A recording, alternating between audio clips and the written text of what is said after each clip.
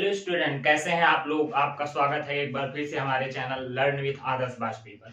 यहाँ पर हम लोग नेशनलिज्म इन यूरोप की सीरीज स्टार्ट कर चुके हैं और इसमें हम पहला चैप्टर का जो पहला टॉपिक है the French revolution and the idea of the nation and civil code, ये टॉपिक हमने अच्छे से कंप्लीट कर लिया है। अगर आपको इस टॉपिक में कहीं पर भी डाउट है तो आप कमेंट में बता सकते हैं, आपको उसका सोल्यूशन बताया जाएगा, उसको फिर से समझाने का प्रयास किया जाएगा। आज हम अपने चैप्टर नेशनलिज्म इन यूरोप के सेकंड टॉपिक में है, जो सेकंड यूनिट है the making of nationalism in Europe. और थोड़ा सा इसमें कंफ्यूजन भी रहता है कि making in nationalism in Europe क्या है, लिबरल नेशनलिज्म क्या है, एरिस्टोक्रेट्स क्या है, पीजेंट्री क्या है, न्यू मिडिल क्लास क्या है, इस तरीके के हमारे टर्म रहते हैं। तो इसको पहले हम समझते हैं कि the making of nationalism in Europe है क्या। यहाँ पर आपसे कहा जा रहा मेकिंग ऑफ नेशनलिज्म, नेशनलिज्म का बनना कहां पर, यूरोप पर। तो आपको पता होना चाहिए कि यूरोप क्या है। यूरोप एक कॉन्टिनेंट है।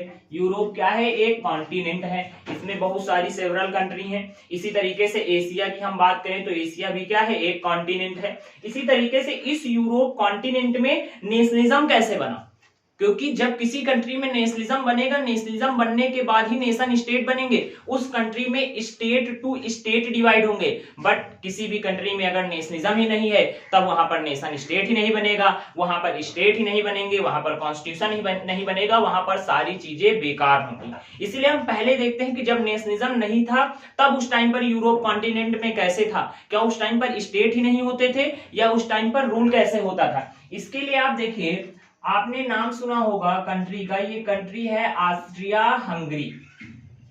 कंट्री है ऑस्ट्रिया हंगरी और इस पर रूल कौन कर रहा था, हैब्सबर्ग।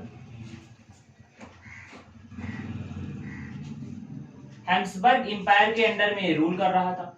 अब देखिए, इसमें बहुत सारी सेवरल कंट्री हुआ करती थी। जो इसका पार्ट हुआ करता था वो अलग अलग कंट्रीज में डिवाइड हुआ करता था। जैसे हम बात करें, इसी का एक पार्ट हुआ करता था ऑस्ट्रिया, इसी का एक पार्ट हुआ करता था टेनॉल, इसी का एक पार्ट हुआ करता था सडेनलैंड, ठीक है, और इसी का एक पार्ट हुआ करता था बोहेमिया। बोहेमिया इस तरीके से ये जो अलग अलग पार्ट हैं, ये आप पार्ट देखेंगे, ये इसी ऑस्ट्रिया हंगरी के अंडर में आ रहे थे। इन पर रूल कौन कर रहा था, हैब्सबर्ग एम्पायर रूल कर रहा था। अब ये जो भी कंट्रीज हैं 1 2 3 4, इन कंट्री में जो एरिस्टोक्रेट्स हुआ करते थे, बहुत ही ध्यान से समझना, इन कंट्री के जो एरिस्टोक्रेट्स हुआ करते थे, जो भी लैंड ओनर हुआ करते थे, वो यहाँ पर जर्मन लैंग्वेज बोलते थे। यहाँ पर कौन सी लैंग्वेज बोलते थे, जर्मन लैंग्वेज बोलते थे। बट हम इसी कंट्री के अगर दूसरे पार्ट की बात करें, जैसे हम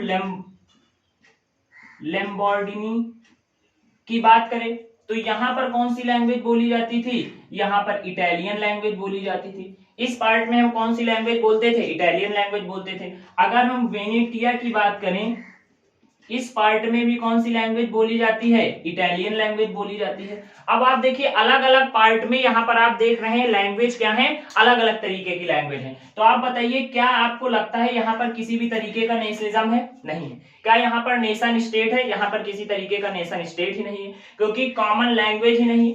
डिफरेंट टाइप ऑफ लैंग्वेज है, अलग अलग तरीके की यहाँ पर आपको लैंग्वेज देखने को मिल रही है। लैंग्वेज के बेसिस पर यहाँ पर क्या है, डाइवर्सिटी है। इसी तरीके से ये जो पार्ट हुआ करता था गैलिसिया का, इस पार्ट में पोलिश लैंग्वेज बोली जाती थी, ठीक है, जो पोलैंड की रीजनल लैंग्वेज है, अभी हम लोग देखेंगे।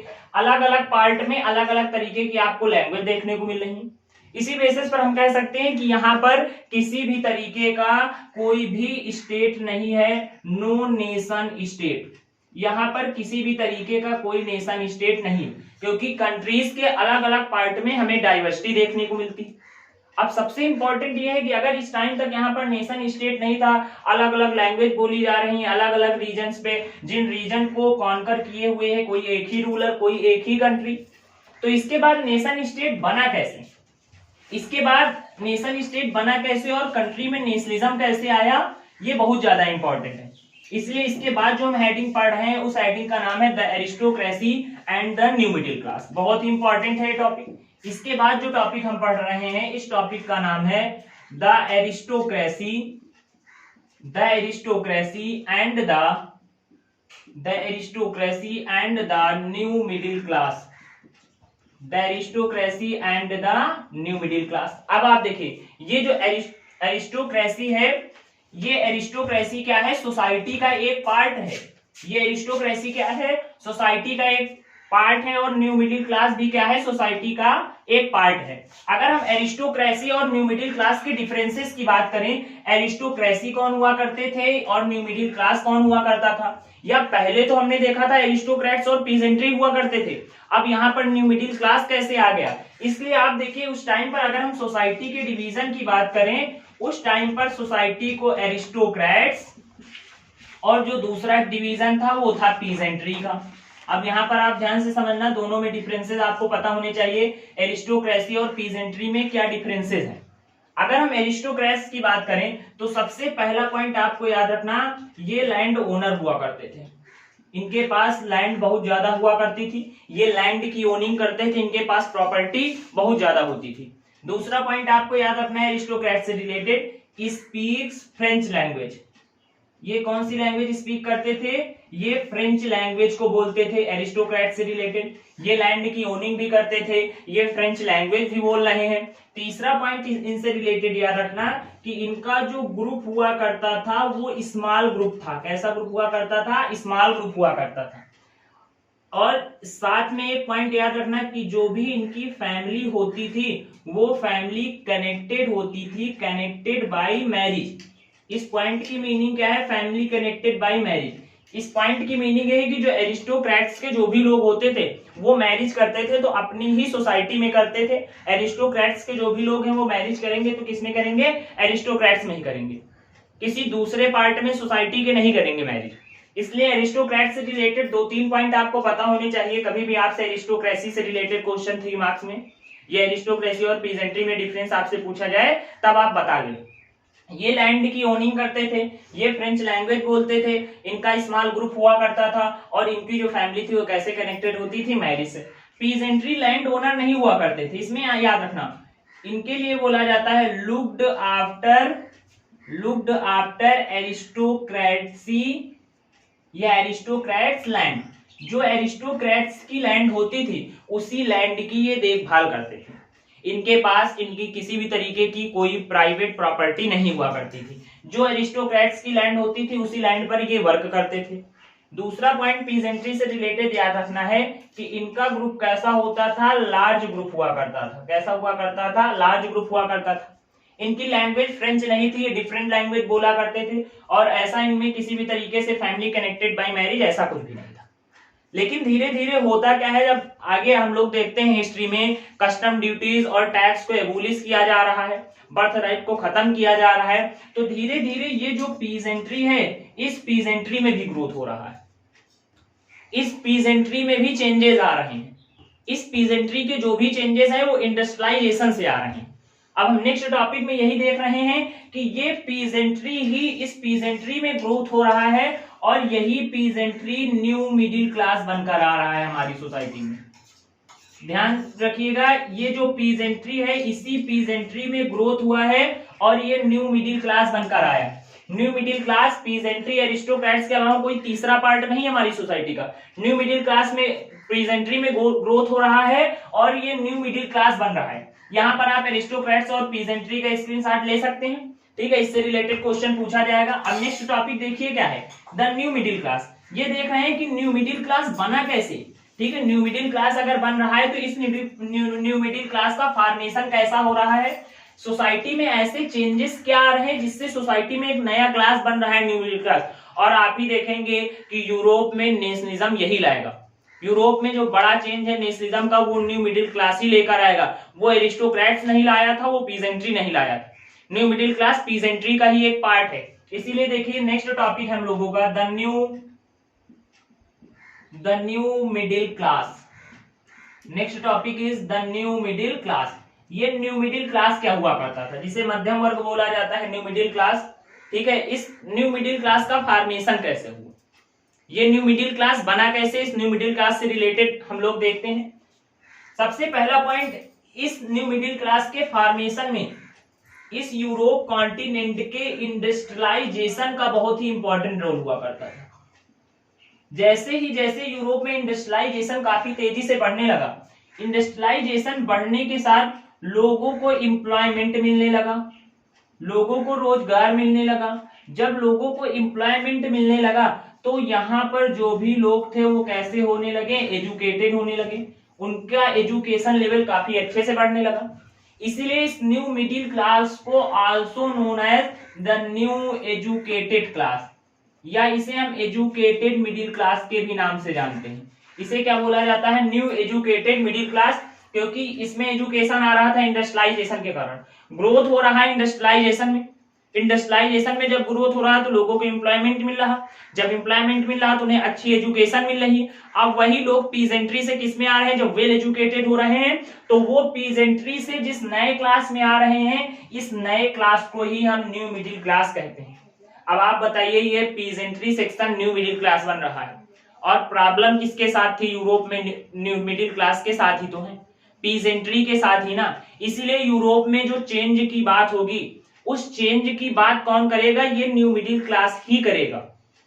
एरिस्टोक्रेट्स को तो किसी तरीके की कोई प्रॉब्लम ही नहीं, वो लैंड ओनर है, family connected by marriage, French language बोल रहे हैं, किसी तरीके की कोई प्रॉब्लम ही नहीं।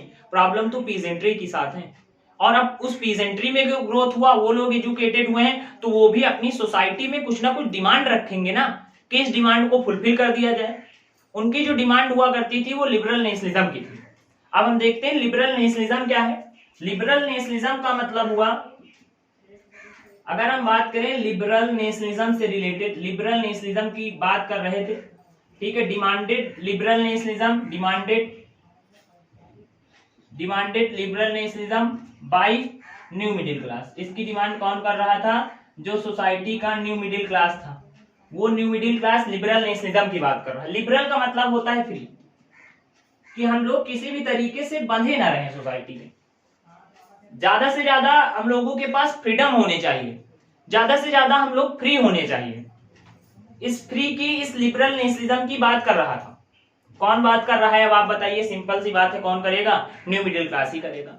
अब यहाँ पर वो जिस तरीके के लिबरल नेशनलिज्म की बात कर रहा था, उस लिबरल नेशनलिज्म को दो अलग अलग पार्ट में डिवाइड किया गया है। एक व्यू इनका हुआ करता था पॉलिटिकल व्यू, और एक हुआ करता था इकोनॉमिकल व्यू। बहुत ध्यान से समझिएगा, दो तरीके के व्यू हुआ करते थे इनके, दो तरीके की चेंजेस की बात कर रहा था न्यू मिडिल क्लास।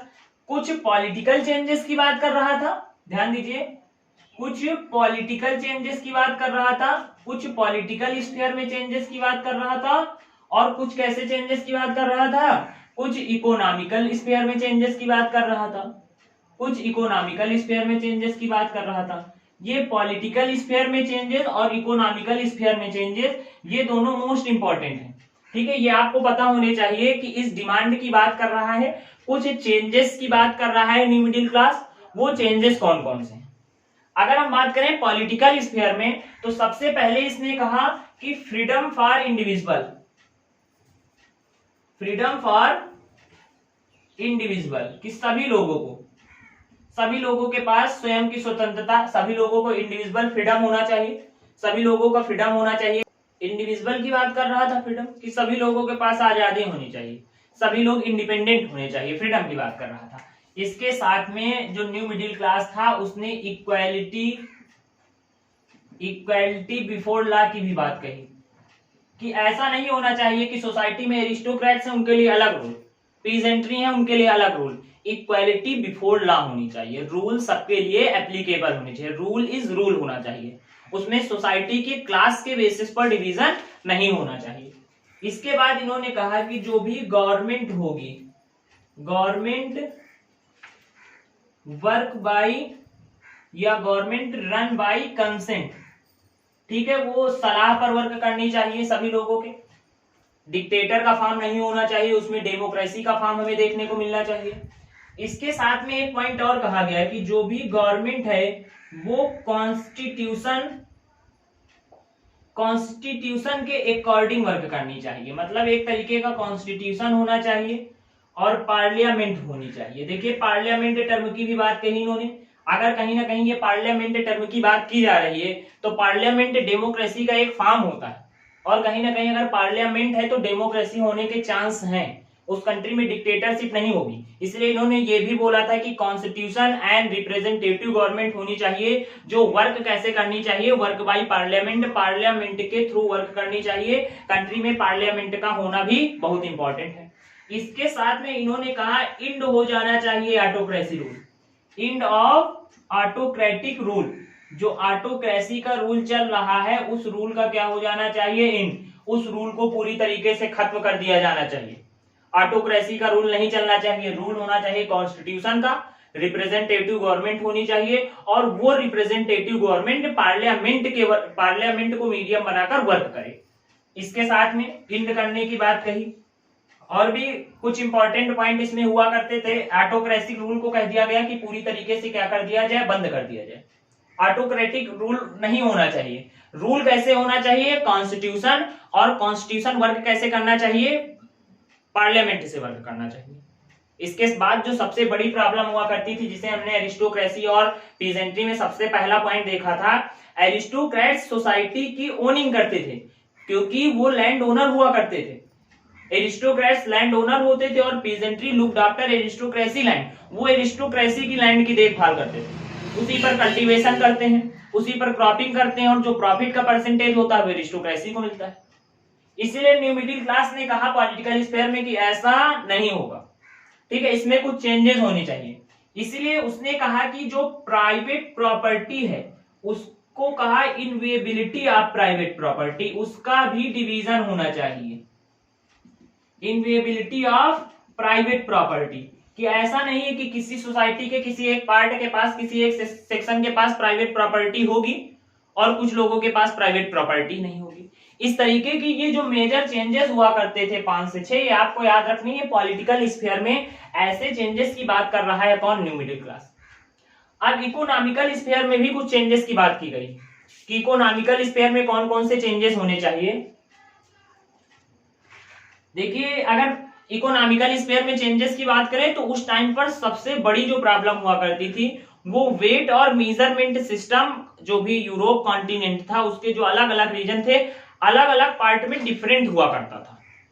और साथ में जो करेंसीज हुआ करती थी वो करेंसीज भी डिफरेंट हुआ करती थी। अगर हम बात करें 1833 की, तो दो प्लेस की अगर हम बात करें, लग्जमबर्ग, अगर हम बात करें लग्जमबर्ग से हैम्सबर्ग, ये दो प्लेस हैं, ठीक है। एग्जाम्पल के तरीके से आपको बताया जा रहा है, एक प्लेस का नाम है हैम्बर्ग और दूसरे का नाम लग्जमबर्ग नहीं, न्यूरमबर्ग,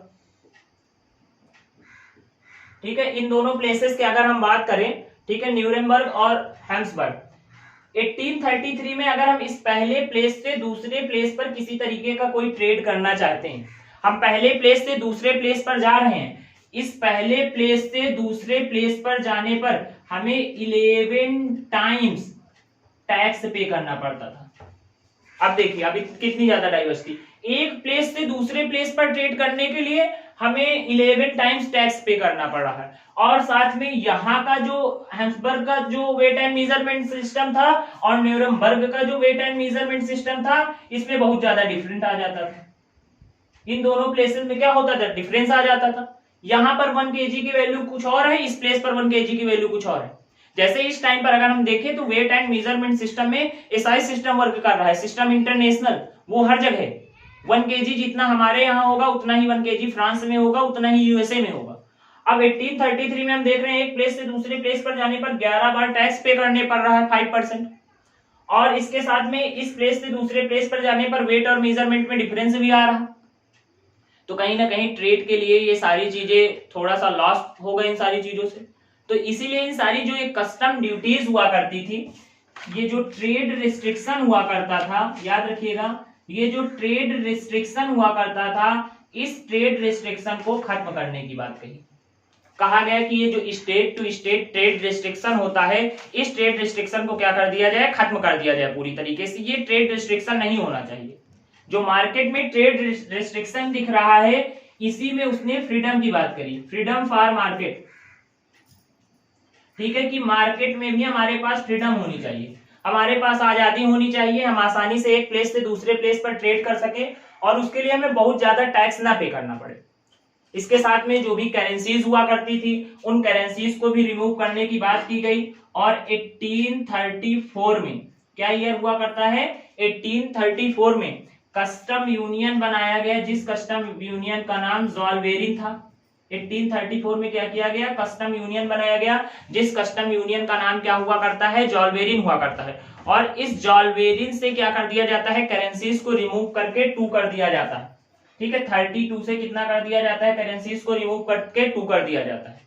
और इसके साथ में इस इकोनॉमिक स्फीयर में जर्मनी के 39 पार्ट हुआ करते थे। 39 अलग अलग पार्ट में जर्मनी डिवाइड हुआ करता था। उन पार्ट्स को क्या किया गया था, यूनाइट किया गया था।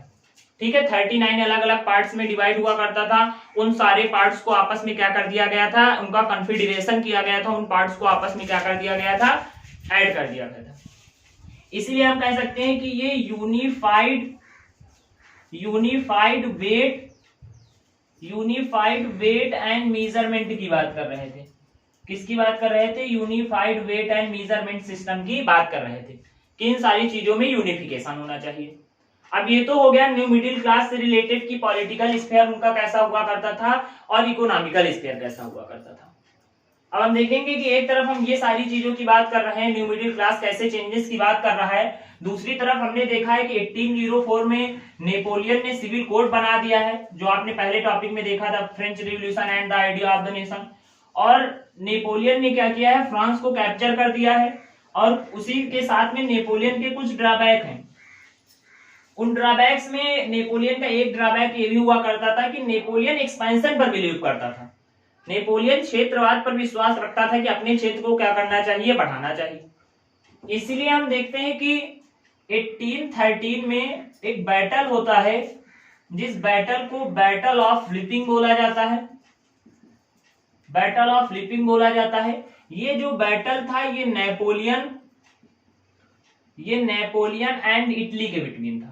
ये बुक में नहीं है क्वेश्चन, बट ये इमेज बेस्ड जो क्वेश्चन है, इसलिए आपको पता होना चाहिए। और इस बैटल में ये नेपोलियन जो रहता है, ये नेपोलियन डिफीट हो जाता है।